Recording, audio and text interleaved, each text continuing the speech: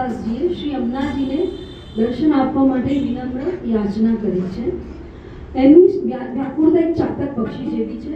જેમ ચાતક પક્ષી વરસાદની એક બૂંદની પ્રતીક્ષા કરે છે, તેવી રીતે માધવદાસજી એક પણ યુગ સમાન વીતે છે અને યમુનાજીના દિવ્ય દર્શનની તેઓ આશા રાખે છે.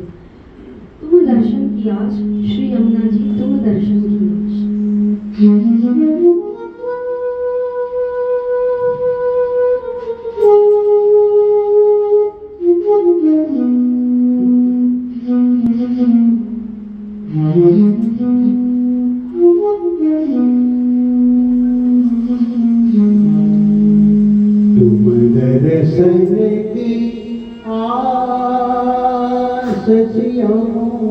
जी.